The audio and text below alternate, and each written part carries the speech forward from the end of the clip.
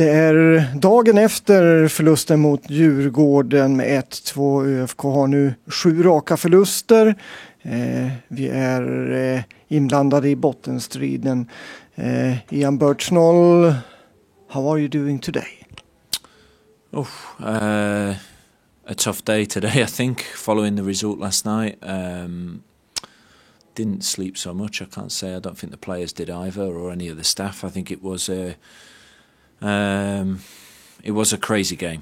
It was a crazy game. I thought it was a game in which we really deserved something out of. It's not the first time I've said that in the last couple of weeks. I think our last 2 or 3 performances have really merited more out of them, but we haven't got that. So that's really frustrating. Talked a little bit with the players this morning about trying to focus on the performance and the process that we've had in order to gain these performances, which I think has been good, and keep going on that. There's 4 games to go. Everything is in our hands, so we have to approach the games like that. 7 games in a row with losses. How should we turn this around? Yeah, it's been a really, really tough period, and I think during that there's been some games which we definitely have deserved to lose, some games in which we've played poor, but also a few games, certainly Örebro last night, Falkenberg, I think games in which we deserve much more out of. So some of the results haven't reflected the performances, so we have to look at what we did against Örebro, look at what we did yesterday against Djurgården, and take that forward and trust that, you know, if we continue to perform like that, the result will come. It's more about that than, you know, I think if we were getting absolutely battered and totally outplayed, but we haven't been in the last few games. We've started to take some steps. Some players are starting to connect. You know, we've had Isak come back. I think he's had a huge impact in the midfield. Kalpi as a left back has given us balance in the back 4, and so there's quite a few positives actually. I think Felix has come in and done fantastic. So some of the new players are getting grounded in with what we've been wanting to do, and I think that is a positive for us that we really have to try and focus on.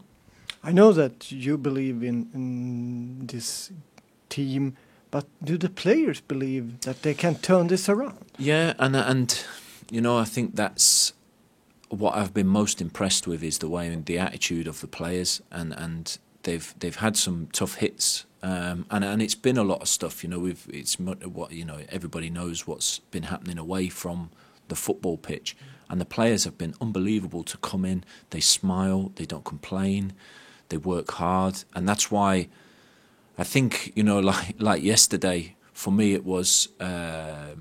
I'm so passionate that they should get what they deserve out of the games now. They really deserve something, the players. They've been unbelievable through a tough period.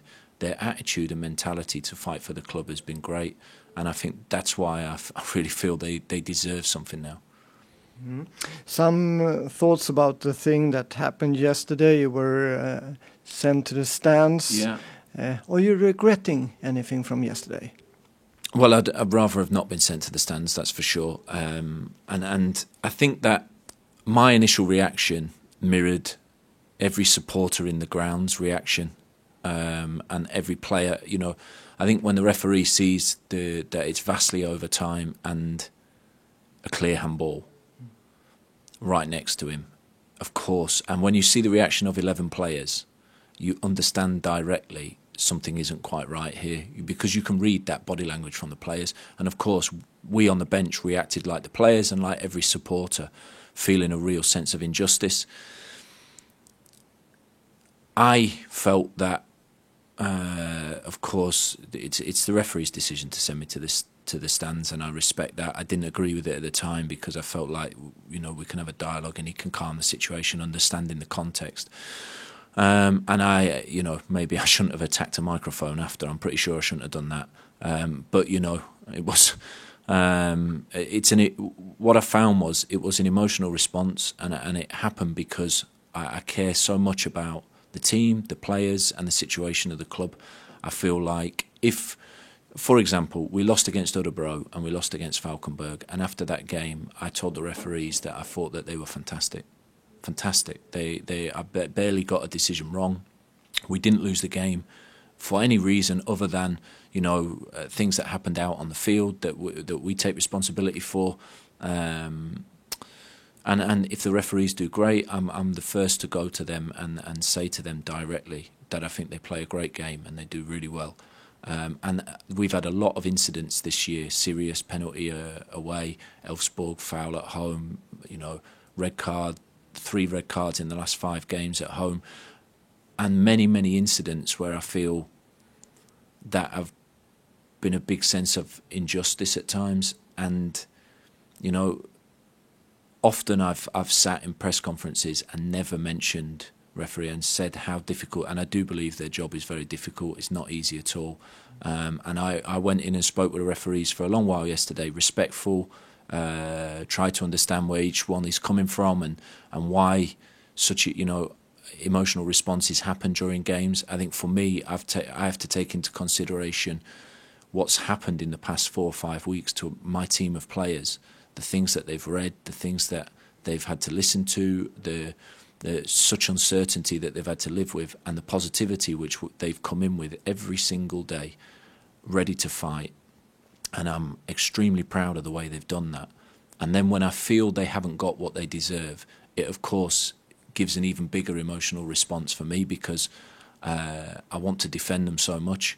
So of course I regret that I end up in the stands and having to watch the game from there. It's far from ideal, but I think the response that I gave was one which I think every supporter was giving, and one that it's hard not to sometimes in that situation, because we're human beings. 4 games left. We have 1 month left of the season. We are still on the right position in the league. How could you as a coach prepare the players for this last month? I think that, like I said before, I think the process that we've had, especially recently since the new signings, and that we've got almost everybody back fit and playing again, I think that we've had some really good training sessions. The players have gone into a lot of detail about what they can do better and how we can work and how we want to improve. I think we've been much better attacking offensively, controlling games.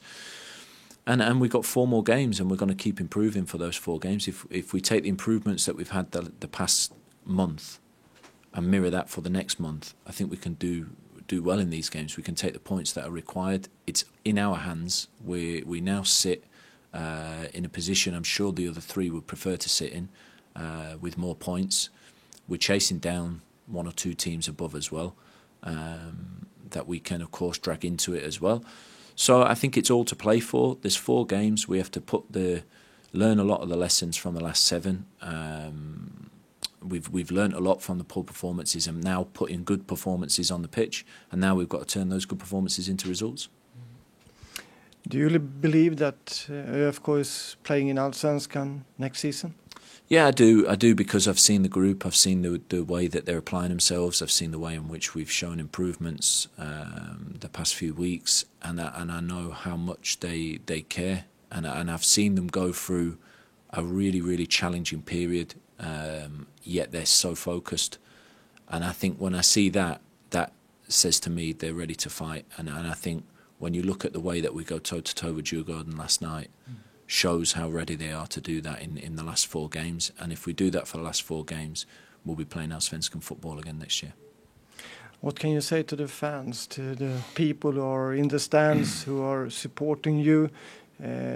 What can you say to them so they believe in this too? Well, I was in there with them last night for 45 minutes, and they've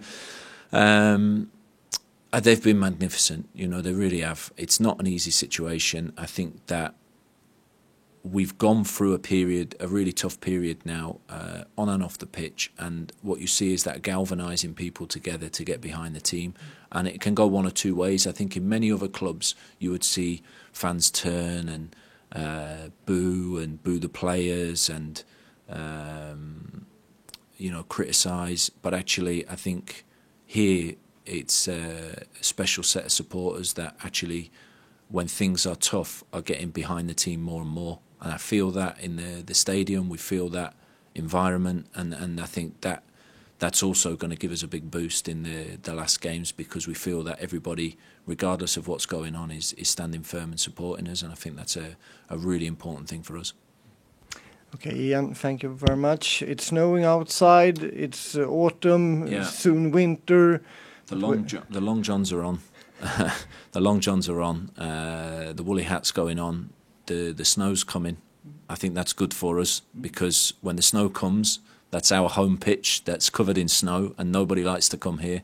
So that gives us a little advantage. So we're going to embrace the snow when it comes down. And we go back to work today and we're going to fight like hell all week and get ready for the next game.